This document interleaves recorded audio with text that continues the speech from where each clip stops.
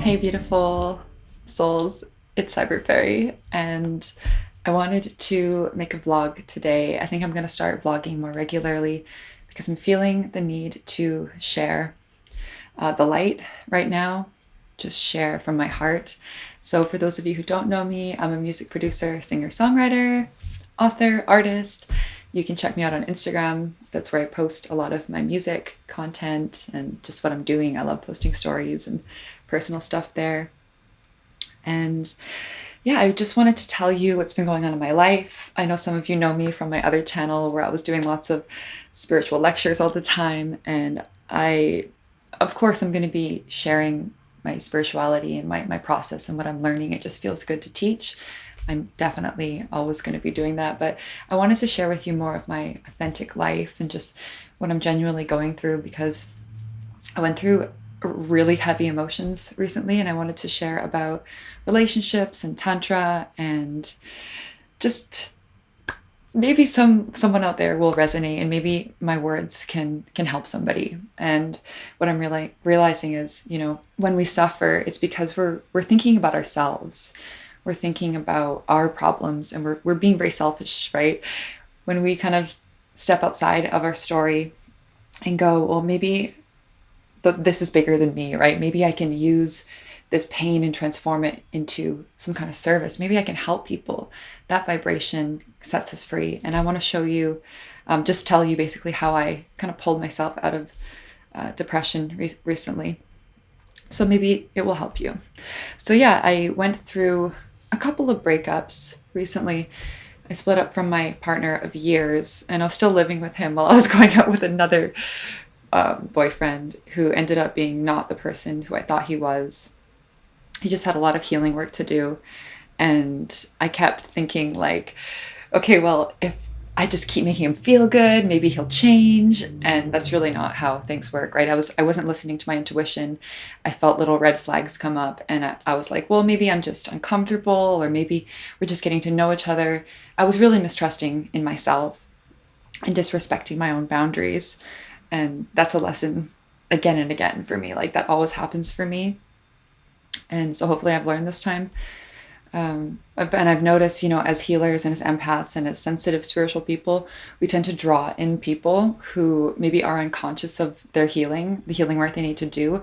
And so they feel good around us. They want to be around us, but they don't really know that they're unconsciously using us for our light, right? And not actually being present with us. And so I've learned through a lot of pain and heartache that the most important thing for me now in relationships is presence. So, we have a lot of different ideas when it comes to dating and relationships, and it's just such a big topic. But the way I view it now is, I'm looking for a partner who can be present with me as a woman, as someone who has incarnated with this type of energy with a womb. I'm looking for someone who can hold space for me, right? Who can balance out my feminine energy, who can hold space and just be present with me, who can be that strong masculine force and hold space, right? Hold the water, hold the ocean while it moves. What women really are after is a man who can be present with her and just listen and really feel her heart. And so if you're out there and you're dating or like you're not sure if you're with the right person or not, ask yourself, how do I feel around this person? Does this person actually take time to feel my heart? Does my heart feel seen with this person? Does this person actually like me, or do they just like being around me? And so as healers, I think, as women often, I think we get a little confused. We feel good because we're nurturing others and we think it's love, but in the end, that just turns us into mothers. And it's like, no one wants that really, right? And then we nag men and stuff and it's like, okay, this is not working out. So I've been learning a lot. I've been processing a lot of karma. And obviously it's not like one person's fault in relationships, right? It's like we can go, well, you hurt me. But we were attracted to that person originally because there was trauma to be processed. So karma is unprocessed trauma. And if we don't heal it within our bodies, we're going to heal it on the external. And that's very painful. And then it creates more karma with other people. And it's like, just do the healing work. So anyway, it inspired me to move, to get out of my situation. So I'm in a new place and I've been decorating. You can check it out. Oh, I should turn on my lights. 1 second. And it was kind of difficult, you know, moving's all stressful.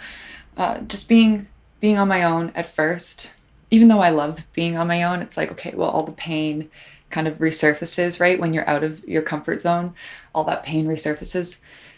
And it's like, how do we deal with it? And in my opinion, you know, the human experience is suffering.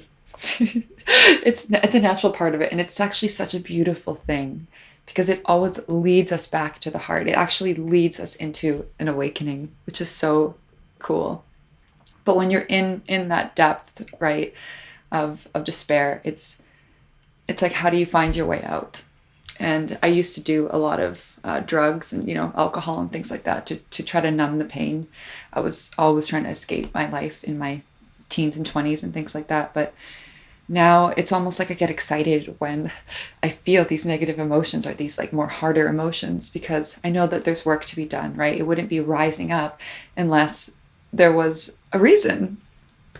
And so I think the best thing to do is to just be present, right? Just breathe when you're feeling pain and move into it. Because if you watch your emotions, right, or your thoughts, they don't have power over you anymore. You see that they're just passing, they're just a feeling. And if you really move into it, it just becomes a sensation. And then you can kind of do inquiry and go like, okay, well, why are you here? What are you looking for? What do you want? And the answers start to come. The pain starts to dissipate. Sometimes emotions just want to be acknowledged. They start to move. They start to shift. And you return to what you really are, which is love, right? Which is formlessness, which is peace and presence. And so we suffer because we attach to things that aren't real.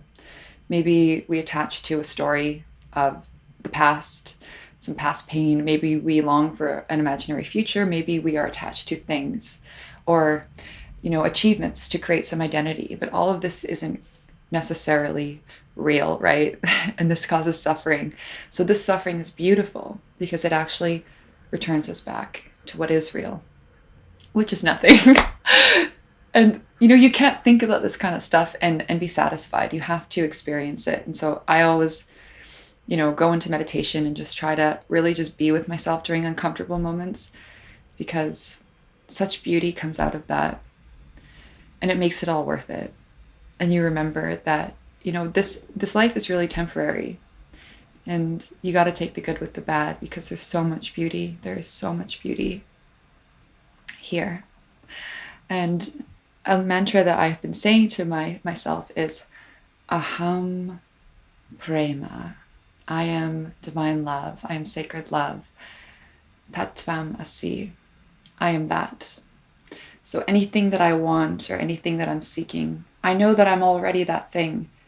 Because if the world's an illusion, right? If the world is transitory, what's underneath, that essence, right? I'm already there. So mantras really help me because they kind of like reprogram your cells and your DNA, and they kind of shift your energy in a really quick way. And then you don't have to think of a truth, right? You don't have to lie to yourself or like latch onto a story to know the truth. You just know it. So I wanted to share that with you and tell you that if you're going through a rough time right now, because the world is in a very strange, chaotic place as we're shifting and awakening, you're not alone. There's so many people out there who feel the same as you, who are going through the same thing as you. And don't be afraid to connect, right? Don't be afraid to reach out.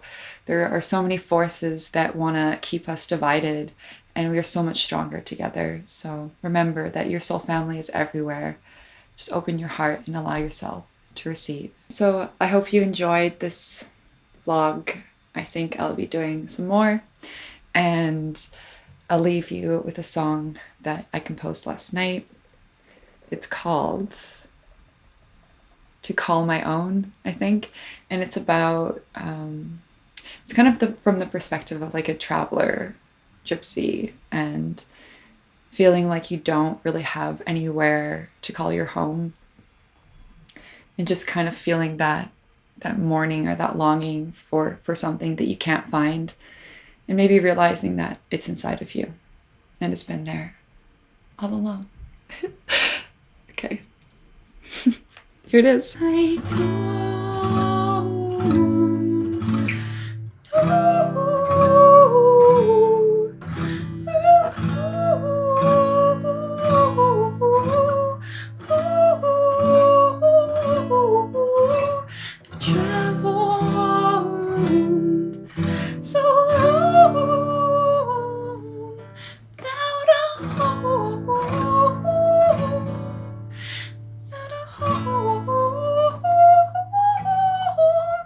Would you like me to tell you about the stars? Would you like me to tell you who you are? Say goodbye to the ones you love. Maybe you'll see them up above. But for now it is dark and you are free. Isn't this how you wanted it to be?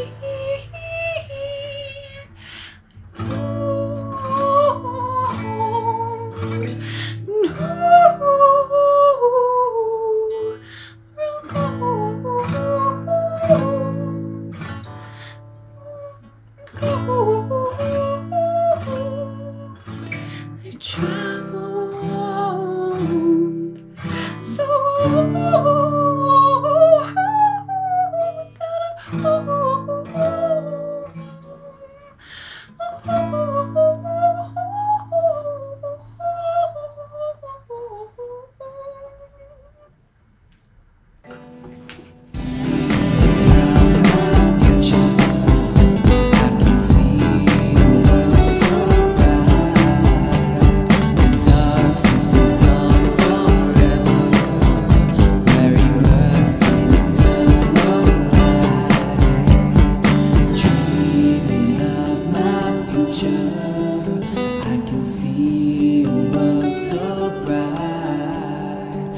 darkness is gone forever.